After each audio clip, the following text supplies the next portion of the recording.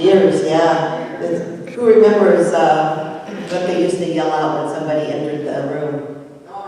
Norm! Remember, they'd all be at the bar, right? They'd be standing up at the bar, or sitting down at the bar drinking, and then he'd walk through the door, and they'd all turn around and go, Norm! They were all glad he was there, right? So there was an episode, and I don't know if you remember it, but it was when Shelley came through the door, and they just kind of, turned their heads the other way, and so she was mad about that. She said, well, every time that Norm comes through the door, you yell out his name. So she goes, it'd make me feel really good if you do that, So they said, okay, go through the door again.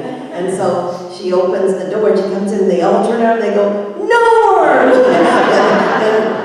I love that show. That was just such a cute show, and it kind of reminded me when I was talking about this, idea of hospitality and love on the loose, that it reminded me of Cheers, because there isn't any of us, that you don't want to go where somebody knows our name, right? Where everybody knows our name. We walk in and, it's, hi, Jan, hi, Sharon. It just feels good to have people know who we are and understand us and love us anyway. And so that's kind of what I want to talk to you about today. There isn't any of us that don't want to be acknowledged.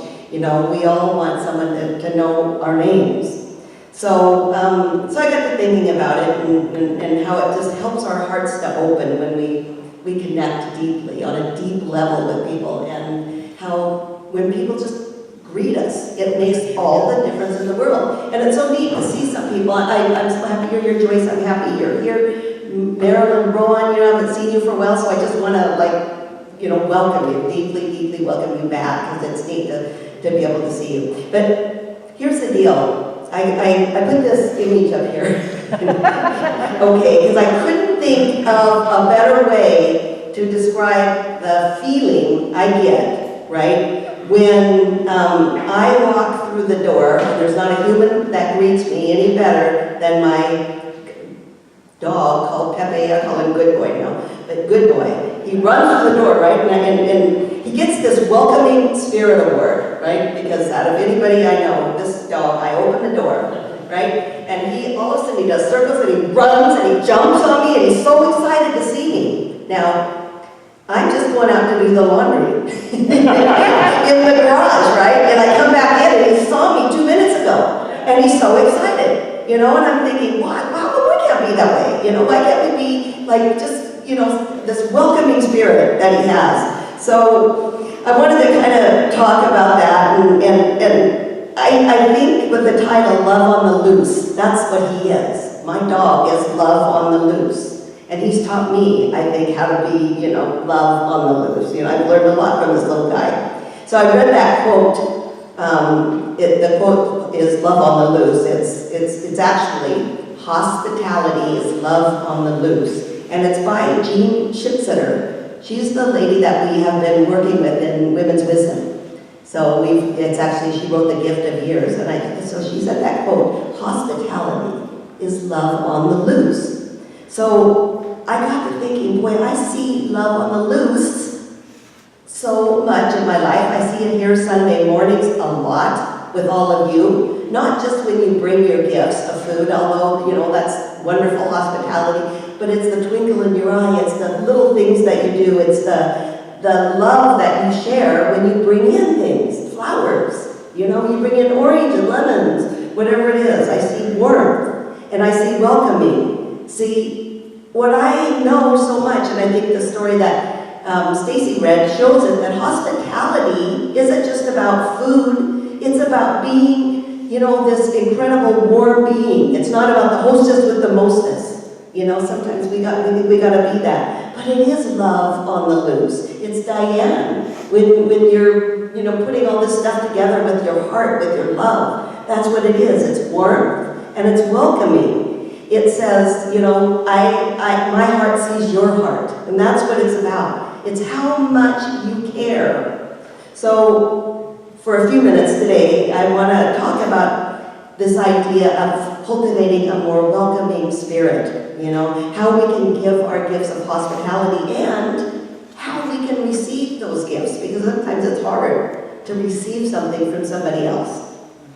So it's really hard to do that. It's easy sometimes to give, but not to receive. So I want to talk a little bit about that today. You know, I think that dogs have it down, you know, they just do. They have it down. And kids, little kids, you know, as they get a little older, we start to lose it. But little kids have it down. They can give and receive probably better than most of us.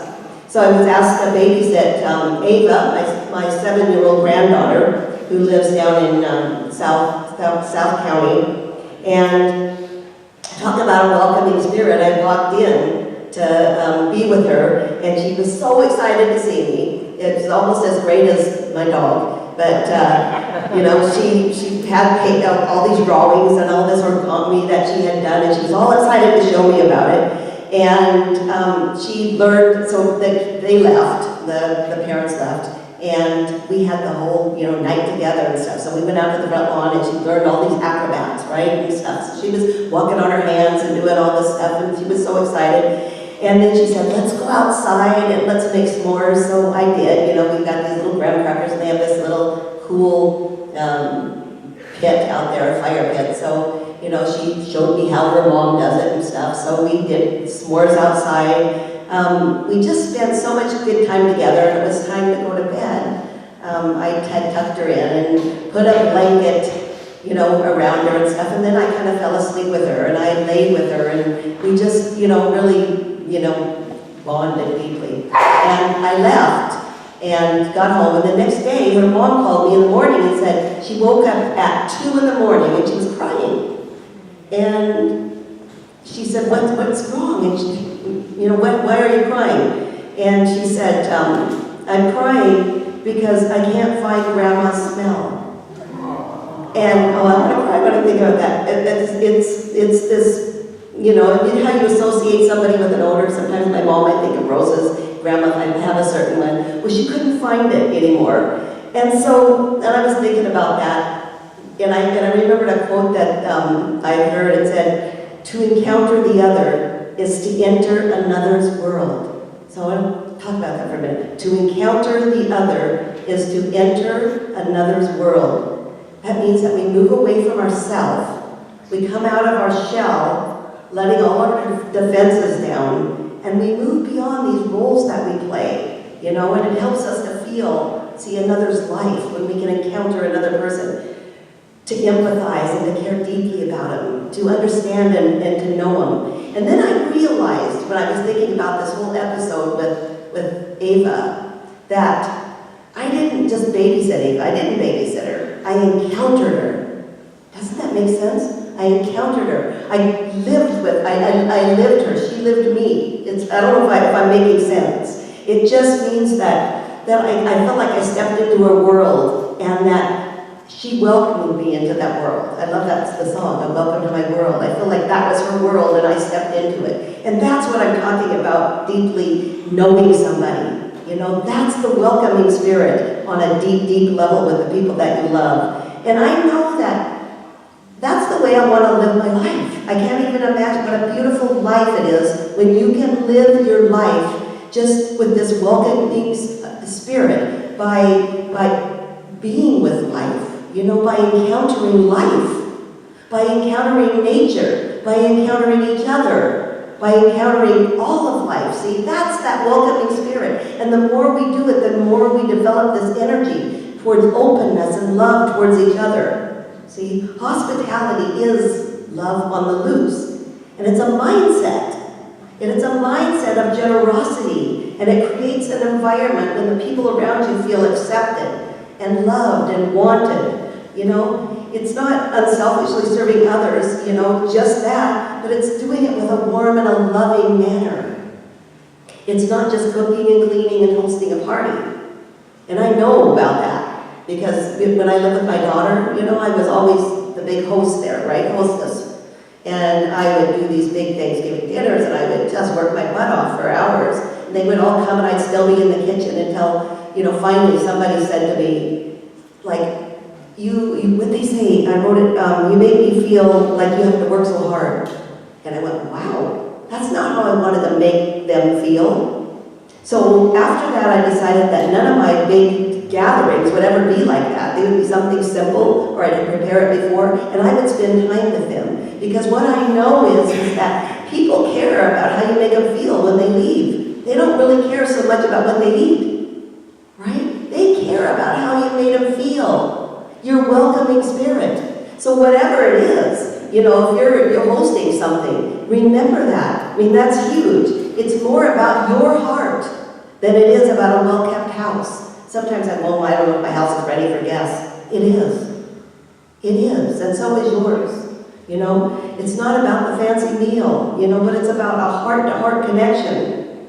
It's about taking what it is in your spirit that pours into another soul. Remember that. See, when it overflows to each other, right? Your love. And that's what this is about. It can take as much as you have to give or as little as you have to give. Even the smallest gifts is hospitality. The smallest gifts, you know, can mean anything to someone who needs it. If someone needs a ride and you can give it, offer that. That's hospitality from your heart. You can show up with coffee for a friend.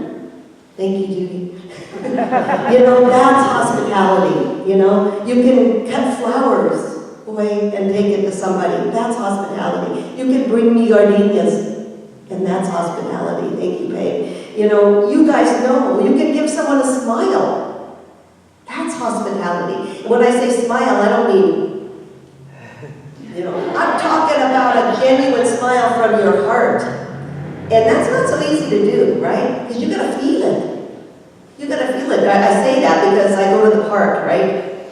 And when I walk by people, you know, it's like, you know, I think I read someplace there's this like rule, right? That you go 5 feet, you give them a smile. And then if they're 5 feet, you say hello. If they're 10 feet, you give them a smile, right? So when you walk by, you're either smiling. So most people walk by you, and I notice this, and they'll go, you know, because, I mean, what are they going to do?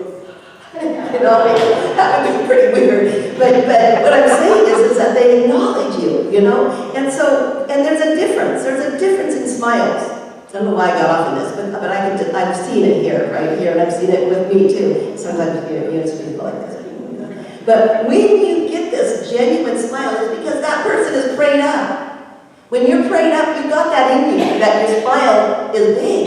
It's huge, because that's the spirit of you overflowing, right? So there's a difference in the gifts of hospitality too, right? Because it's kind of based on your consciousness. It's where you are. If you are really low and you're not feeling so hot right now and stuff, it's hard to bust out a great big old toothy grin, right? You know, it's a little harder than when you've been prayed up and you thank God for everything, and all of a sudden you just want to go in and love people. That's what hospitality is, you know? So it's about as much as opening your hearts, you know, as it is about opening your doors to people. You know, what I know is you don't have to be perfect. Boy, you know, that's such a relief to me. I don't have to do everything just perfectly, you know? And I can still invite people and they feel really good when they leave. You know, that's what's important. You know, how beautiful to spend our life living love on the loose, right? Just letting go and being with people. How beautiful it is. Last year I did this talk on wabi-sabi. I don't know if you remember, but it was, wabi-sabi is perfection in the imperfection, right? It's like, you know, you see a beautiful table that is just a wood table and it's nothing, but it's got all these imperfections in it, but it's so beautiful. And I spoke about my aunt and uncle's house in Oregon when I was a kid, and I used to go visit our family, used to visit them on vacation, and they had the most beautiful, welcoming spirit I've ever seen in my life. Not only was their house a wabi-sabi house that was kind of, you know, just beautiful and not fancy beautiful, but just welcoming, with all the cookies on the table that were made for each kid. Like, I wanted peanut butter, I like peanut butter cookies, my brother liked chocolate chip. They had all of it for all of us, with these fresh flowers for my mom because she liked flowers. That's what I'm talking about. They had this welcoming spirit. I remember looking outside when we got there, and they had this beautiful yard that was all, you know, just, you know, beautifully done. But in the middle there was a big croquet thing, because we like to play croquet. And that's the welcoming spirit. They knew we were come. They knew they were an example of hospitality. They were an example for me. And I'll never forget how they made me feel when I left. They used to take me aside, and they would talk to me about my life and ask me about my interests. And, you know, who did that? What grown-up did that in those days? But they did. That's what I'm talking about today. You know, so that's the welcoming spirit. The spirit that says, boy, I'm glad you came. You know, I know your name and I'm glad you came. That's what it's about. So I'm going to invite you to remember whenever you have felt so welcomed in your life. So welcome.